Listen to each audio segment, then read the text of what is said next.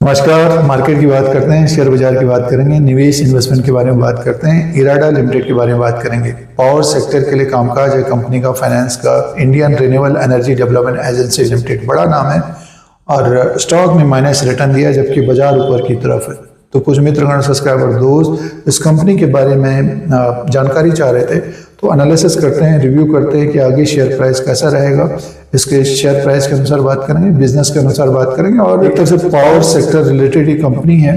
तो power sector में आगे डिमांड रहेगी और जैसे कि प्रोजेक्ट लगेंगे, प्रोजेक्ट को फाइनेंस करेगी कंपनी, तो कंपनी का रेवेन्यू और प्रॉफिट आगे आने वाले समय में बढ़ेगा। बट अगर हम शेयर प्राइस की बात करते हैं तो जब इसका लिस्टिंग हुआ था तो 50 से 60 रुपए के आसपास से लिस्टिंग से भागकर सीधे 300 तक पहुंच गया शेयर और निवेशकों ने काफ़ी अच्छा पैसा भी बनाया उसमें। जो निवेशकों ने आईपीओ में अप्लाई किया होगा तो प्रॉफिट बुक नहीं किया तो स्टॉक में तो गिरावट आ गई है, लेकिन वो अभी भी प्रॉफिट में होंगे।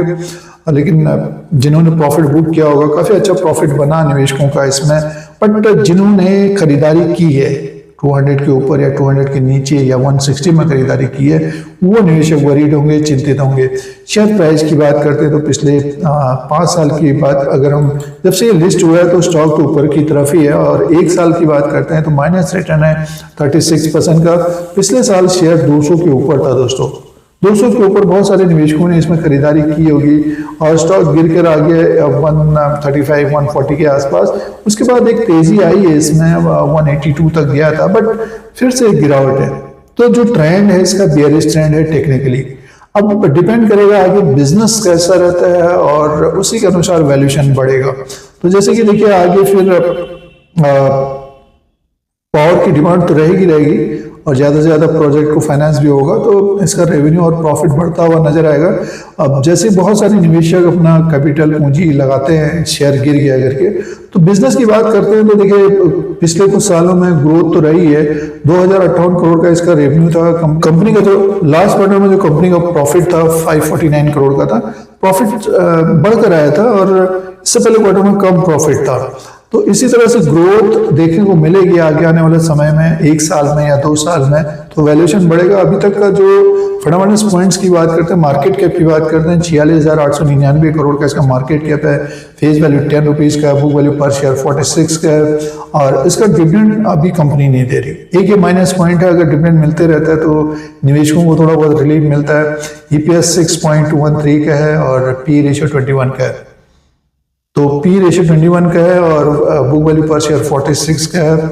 मान के चलिए कि स्टॉक अभी 3 गुना ही ऊपर की तरफ है, 2.5-3 गुना ऊपर की तरफ है, तो काफी करेक्शन हो गया है। तो फंडामेंटल्स के हिसाब से, बिजनेस पॉइंट के हिसाब से देखते हैं तो वैल्यूएशन है इस शेयर में अभी जिस प्रकार का बिजनेस है। तो आगे जो नंबर्स आएंगे वो महत्वपूर्ण होंगे, उसमें ग्रोथ देखनी चाहिए और प्रॉफिट बढ़ना चाहिए तो वैल्यूएशन बढ़ेगा।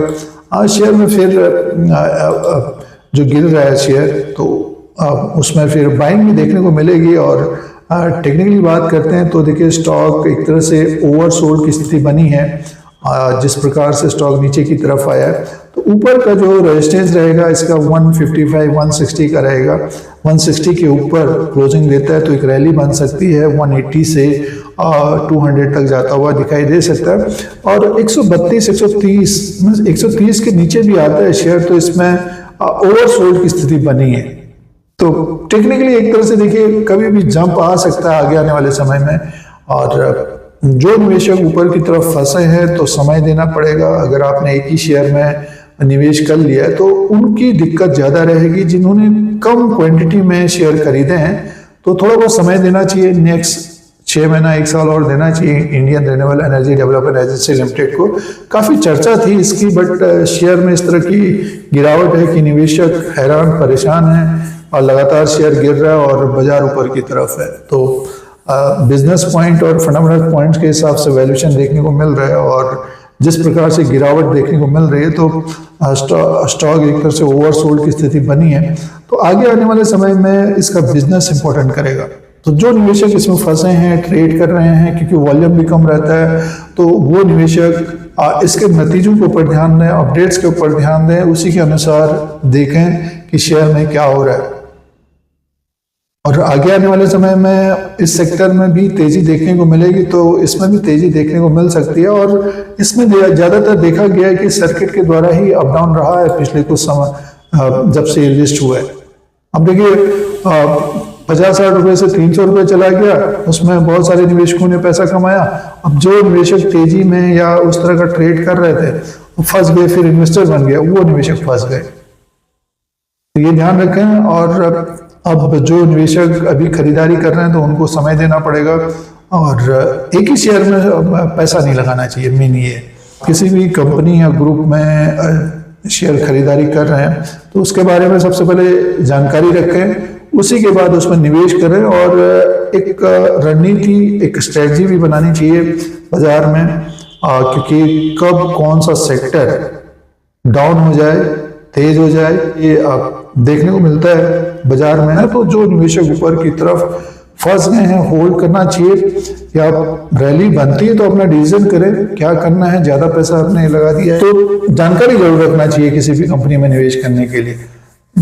इस तरह की जानकारी के लिए Dheeraj Singh stocks bull beer को सब्सक्राइब करें, लाइक करें, शेयर करें, कमेंट करें। धन्यवाद।